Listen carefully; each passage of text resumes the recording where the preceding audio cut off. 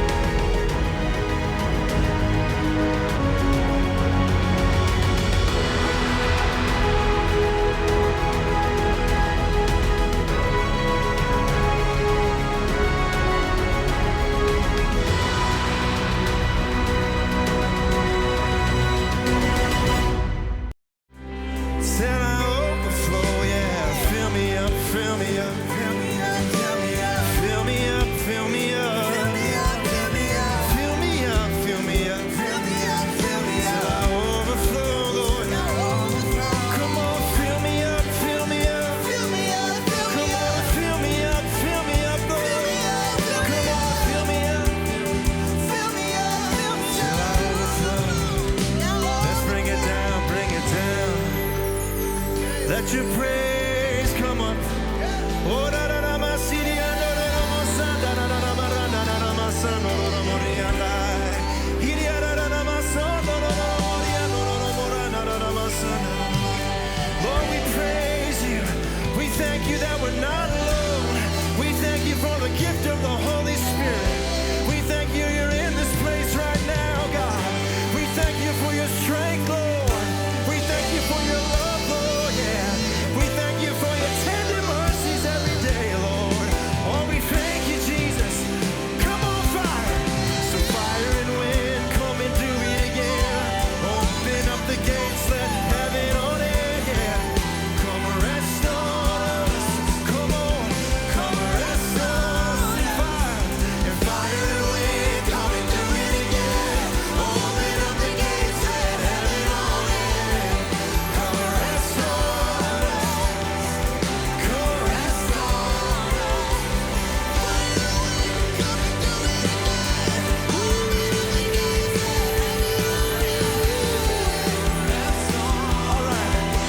All right. Keep that drum going. Hold on, fellas. All right. Sometimes I see things when I lead worship, and this is what I saw. Everybody clapping their hands. You're already doing it. It's something so simple, but if we can get everybody in this place to clap their hands, it's like you're telling the enemy, I don't care what you throw at me. I'm not going to stop with my actions of loving the Lord. I'm not going to stop praising him and giving him all the glory. I'm not going to stop because I got the victory already. So here we go. We ain't stopping. Hey, hey, hey, hey, hey, hey.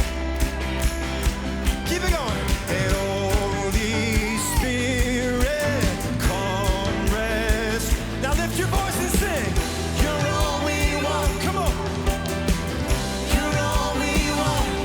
Again now. Holy Spirit, come rest on us.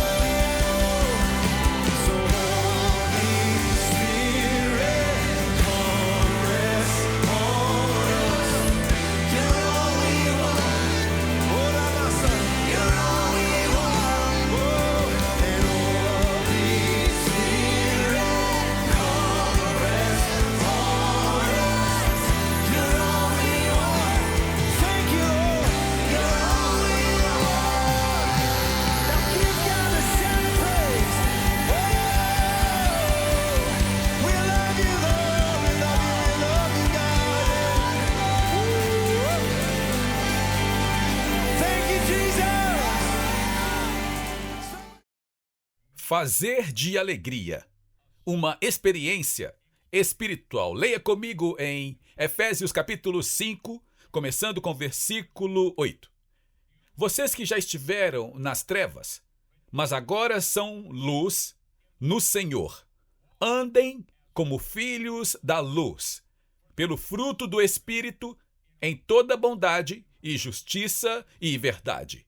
Agora veja esse próximo versículo, porque eu vou lê-lo para você em uma tradução mais próxima do português do que a que temos aqui. A minha tradução diz, provando o que é aceitável para o Senhor. Mas a tradução mais próxima é determinando o que é aceitável para o Senhor. Agora, eu vou explicar isso em um minuto. Determinar é exatamente o que agrada a Deus.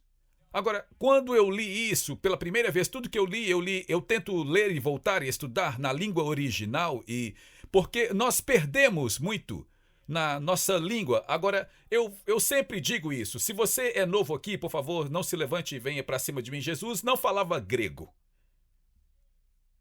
Amém? Ele não falava grego.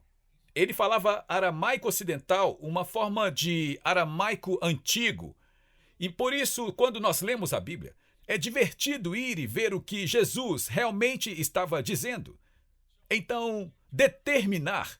A palavra aramaica é parash, que significa espalhar e examinar de perto.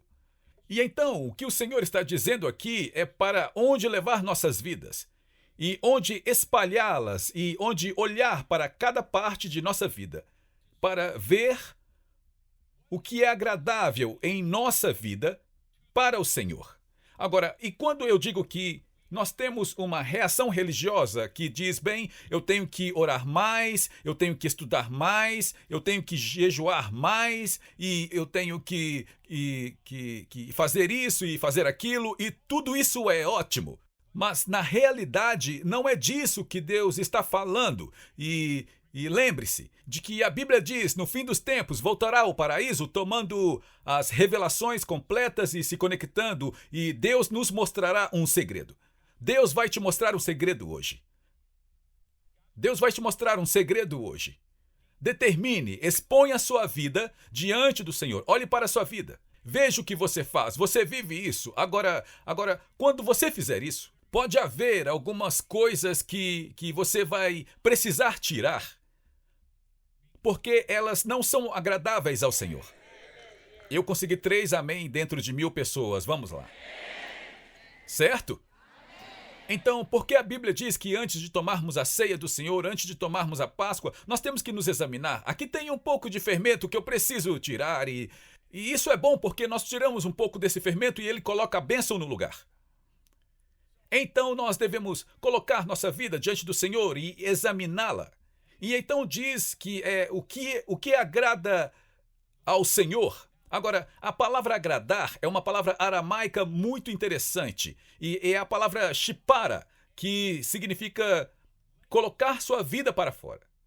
E ver o que está em harmonia com Deus.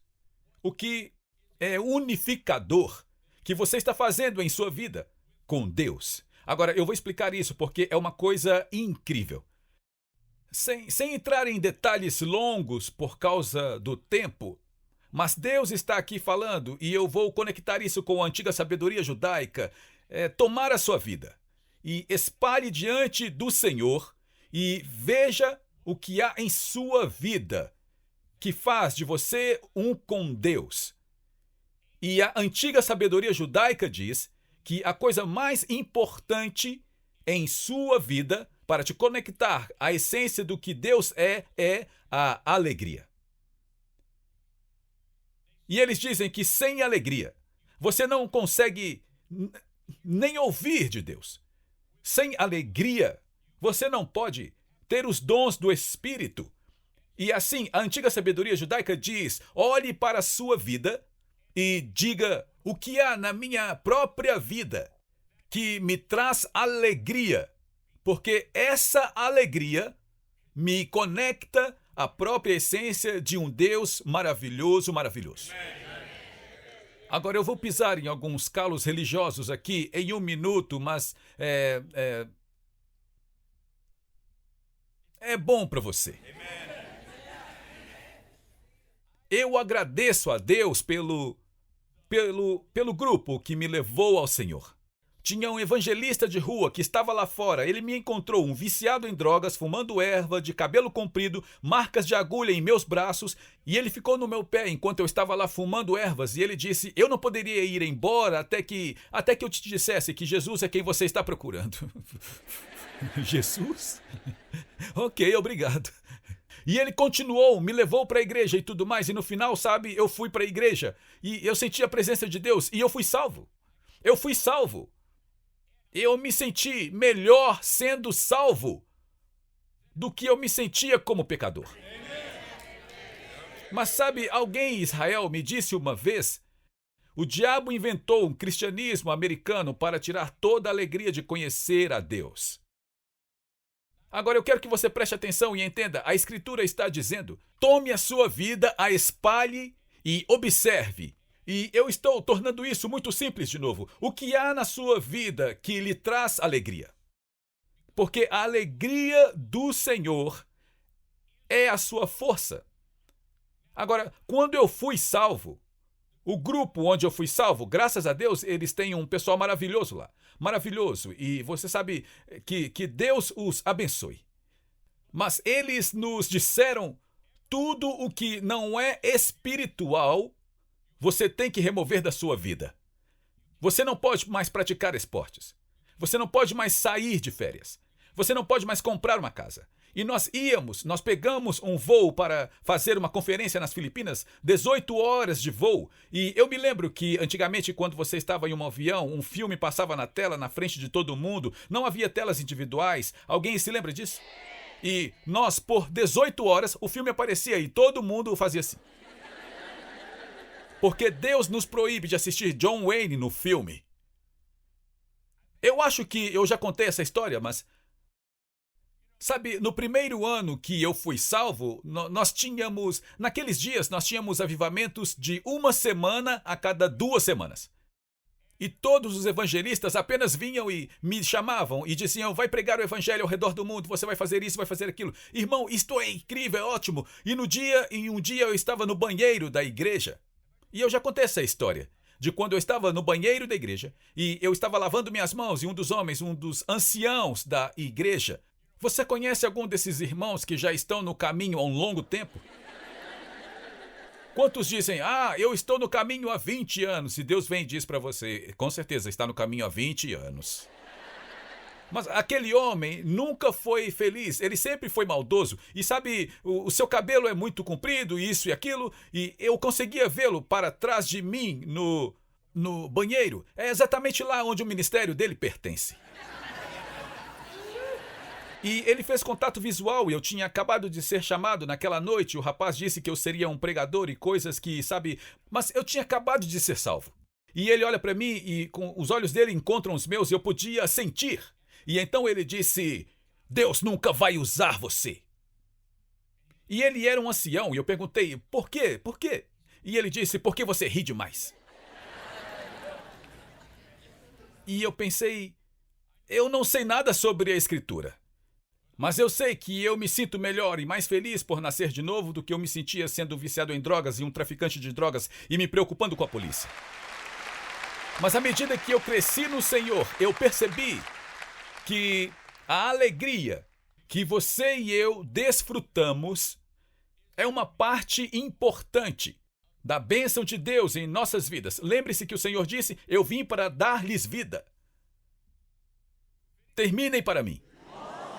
E uma vida mais que abundante. Agora eu vou dizer uma coisa: todos nós provavelmente poderíamos orar mais, ler mais as Escrituras e jejuar mais e você sabe, e tudo mais. Eu não estou deixando isso de lado, mas não é disso que estava falando quando diz: exponha a sua vida, espalhe a sua vida e veja o que traz a alegria para a sua vida, porque essa alegria conecta você a Deus. Agora, a religião Sabe, eu digo isso às pessoas o tempo todo. Eu fui salvo há 45 anos atrás. Eu nunca fui religioso. Eu tentei ser religioso. Eu tentei agir como um pastor que o Senhor te abençoe. Sabe, eu amo velhos faroestes. Eu amo filmes antigos de cowboy em preto e branco dos anos 50, 60. Eu adoro faroeste. E você já reparou que toda vez que eles colocam um pregador neles, ele é um homem mais nerd, ele é um homem mais cabisbaixo, ele é um homem mais para baixo, quando na realidade nós precisamos ser pessoas que espalham as boas notícias. Vamos lá, pessoal. Deixe-me falar sobre religião. Quando Tiz e eu nos casamos, quando nós fizemos aquela viagem para St. Louis e depois Montana, a Annie era nascida. Ela já tinha nascido. Nós tínhamos uma caminhonete Datsun e, sabe, ela era uma coisinha bem pequenininha. Sabe, velha, cor predominante ferrugem. E nós, na nossa igreja, nós nunca podíamos perder o culto. Se você perdesse o culto, você era morno, e os mornos Deus vomita de sua boca.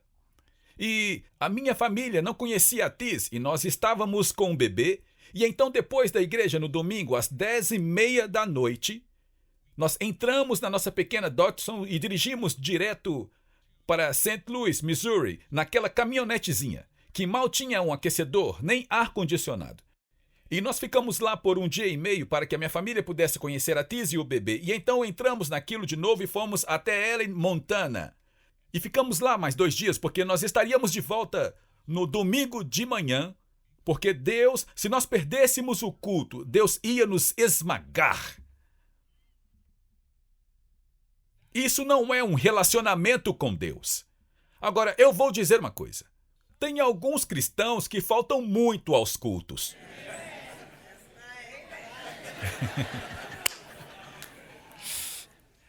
Mas há uma diferença entre ser religioso e ter um relacionamento com Deus. Alguém que tem a alegria do Senhor, sabe? Você já conheceu alguém que testemunhou e disse: "Você precisa do que eu tenho"? E você diz: "Sabe, eu acho que eu tenho chances disso nesse ano".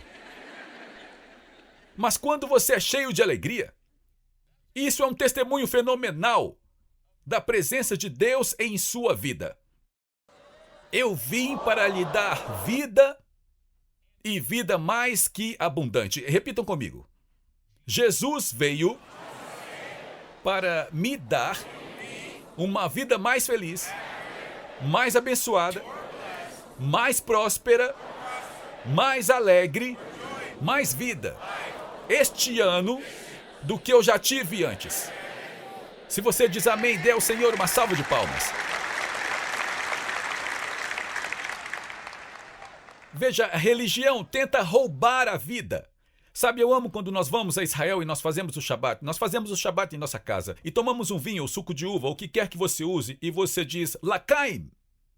A vida, não a religião. Quantos gostam do filme O Violonista no Telhado? Eles ficam assim, L'chaim, a vida, a vida, a vida. Veja, no judaísmo, e eu sei, já contei, você deve ter ouvido isso. Alguns anos atrás, Jimmy, você devia estar comigo e nós encontramos, lembra do altar ortodoxo do Rabino em Jerusalém? O novo Jesus era o Messias? E ele me fez uma pergunta e disse, sabe, eu posso te perguntar algo que tem a ver com o povo judeu? E eu disse, sim, com certeza. E ele disse, se os cristãos têm Deus vivendo em seu coração, número 1, por que eles são tão maus uns com os outros? Boa noite a todos, obrigado por ter vindo. E se os cristãos têm Deus em seu coração, por que eles ainda acham que Deus é tão mau para vocês? E sabe, todo o conceito deste Deus nervoso e bravo veio de, eu não vou mencionar qual igreja, Roma, para assustar as pessoas. E sabe, eu descobri há muito tempo que eu posso motivar muito mais pessoas a servir a Deus do que eu posso assustá-las. Eu vim para lhe dar vida. E vida mais que abundante. Quantos querem mais alegria, mais... Acene para mim se você quer isto. Você sabe que a chave é se aproximar de Deus. Eu vou te mostrar algo aqui que é simplesmente incrível. Quando você sente alegria, a antiga sabedoria judaica diz que quando você sente alegria, você está em harmonia com Deus e com o que agrada a Ele. Quando você sente alegria, você está em harmonia com Deus e com o que agrada a Ele. Há um ótimo filme de anos atrás. Quantos se lembram do filme Carruagens de Fogo? Você se lembra? Quantos nunca ouviram falar do filme? Você tem que ver. A história é uma comparação de dois atletas. Um é um cristão devoto e ele se tornou um missionário, morreu como missionário na China, e eu acredito que foi isso. E o outro homem só queria chegar na frente. E eles eram ambos corredores olímpicos, correndo pela Inglaterra. Mas a irmã de um deles estava perturbada por causa... Qual era o nome? Eric Liddell, certo? Eric Liddell. E ela estava perturbada porque ele deveria ser um missionário e não perder o seu tempo correndo. Lembra dessa história? E assim, eu me lembro de que ela dizia, você sabe, você precisa ir ser um missionário, isso é, você está desperdiçando o seu tempo, você precisa fazer tudo que é espiritual. E eles estavam andando nas terras altas da Escócia, onde quer que eles estivessem, e ele diz, eu sei que eu tenho uma missão. Eu sei que Deus me deu uma missão. Agora, ouça o que ele disse. Ele disse, mas ele também me fez rápido. E quando eu corro, eu sinto grande prazer dele. E eles mostraram isso no filme. Ele estava correndo e, na verdade, ele cai e ele se levanta e... Pam, pam, pam, pam, pam, pam. E, de repente, toda aquela alegria vem sobre ele. E isso sempre me deixa curioso. Ele não quer que nós só oremos. Está tudo bem dizer isso? Ele não quer que nós só oremos e leiamos a Bíblia e que jejuemos. E tudo isso é muito bom. Tudo isso é o que você precisa fazer. Diga amém. Mas o que há na sua vida que lhe dá alegria? Sabe, eu amo estudar a Bíblia, eu amo ensinar, eu amo pregar. Mas há coisas que me trazem alegria que são mais do que apenas coisas espirituais. E ele disse, quando eu corro, eu sinto o grande prazer dele. Sabe, quando eu ouvi isso, sabe, eu já era um cristão quando eu ouvi isso, e eu pensei que, sabe, se você está vendo os seus filhos jogando um futebol e eles disparam e eles correm para o touchdown. Sabe, eu amo quando eles mostram os pais no topo das arquibancadas, sabe, aqueles pais que trabalham duro para levar os filhos lá e se sacrificam e eles ficam lá chorando e se abraçando e... aqueles são pais que sentem grande alegria naquilo que os seus filhos estão sentindo. Vocês entendem a ilustração? A Bíblia diz que nós somos pais perversos em comparação com ele. O pai cujo filho faz um gol, ou cujo filho que ganha a competição de soletrar, ou do filho que recebe a bolsa de estudos escolar, daquele que se torna um aluno com honras, ou o que quer que seja, ou o filho que se torna um artista, ou o que quer que seja, aquele pai sente. Certo?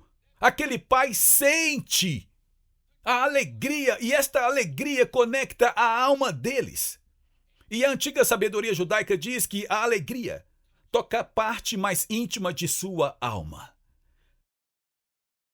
Por que Deus se importa com a alegria? Porque a alegria do Senhor é a nossa força. Porque nós estamos lá fora lutando contra o diabo, estamos tentando ganhar a vida, estamos fazendo coisas, mas quando sentimos a alegria, isso restaura a nossa alma. A palavra hebraica para isto significa, é algo como refrescar, é como se você estivesse lutando e aí, irmão, eu posso ser honesto com vocês, quando você está feliz, você é uma pessoa melhor de se conviver. Não cutuque o seu marido, moça, eu vi. Sabe, eu estava trabalhando nesta mensagem semana passada e isso tem martelado em mim e enquanto eu estava pensando sobre Deus ama que nós tenhamos alegria. Eu estava pensando nisso e Luke e Jen nos enviaram uma foto do Lion. Eles não faziam ideia do que eu estava pensando nisso. E eles estavam no restaurante e eles mandaram um videozinho e disseram, veja isso. E o Lion estava sentado comendo um frango ou era uma batata. Ele mergulhou aquilo no molho e ele fez assim.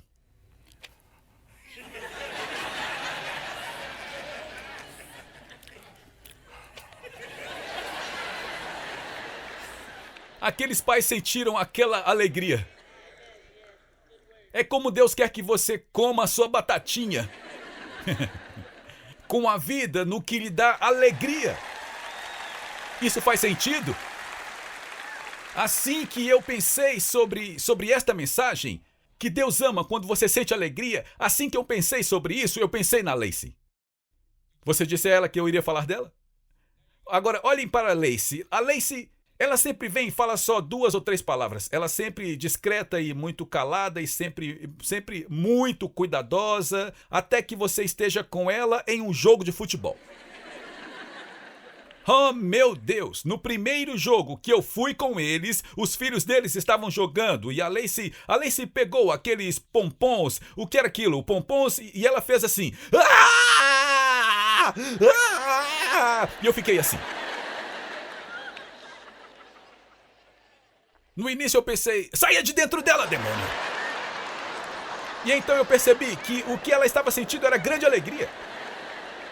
E eu acho que contei isso, eu disse, Tiz, você precisa ver isso. Eu levei a Tiz em alguns jogos.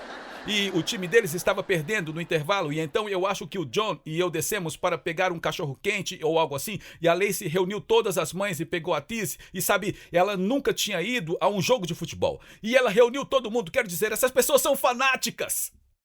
Vocês já viram isso? As pessoas tiram as suas camisas e pintam letras em suas barrigas. Pessoas que poderiam poupar a gente desta imagem. Nunca! Mas elas ficam lá. Ah! Eles estão sentindo aquilo. Então era intervalo e eu acho que eles estavam perdendo e ela reuniu todo mundo e disse, bem, nós temos que orar. E a Tiz assim, orar? Tiz, ore, é a esposa do pastor. Tiz, ore pra gente. E a Tiz perguntou, eu oro para que todos do outro time quebrem suas pernas, sabe, o que eu faço? Mas quando a Lacey e John estavam assistindo os filhos deles, ouça agora, um de seus filhos, Preston, joga pela Universidade do Estado de Oklahoma.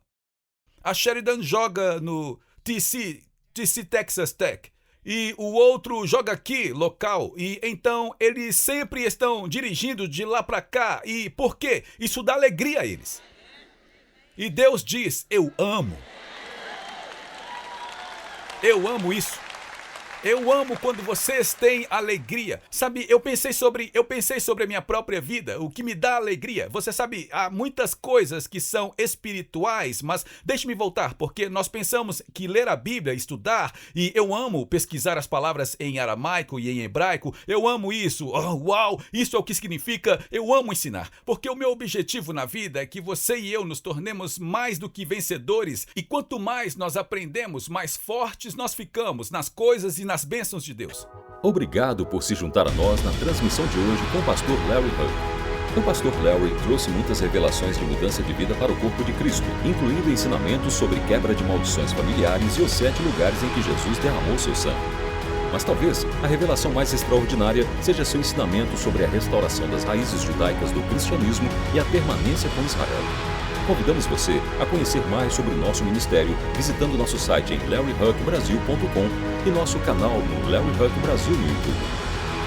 Oferecemos muitos recursos gratuitos em português que irão enriquecer sua caminhada com o Senhor e prepará-lo para viver uma vida vitoriosa e próspera. Você também pode contribuir com o nosso ministério em larryhuckbrasil.com. Sua oferta, seja grande ou pequena, abençoará Israel. Temos muitas ações especiais que estão literalmente salvando vidas e cumprindo a profecia bíblica do fim dos tempos, incluindo patrocinar Aliá, alimentar os sobreviventes do Holocausto, comprar ambulâncias e muito mais.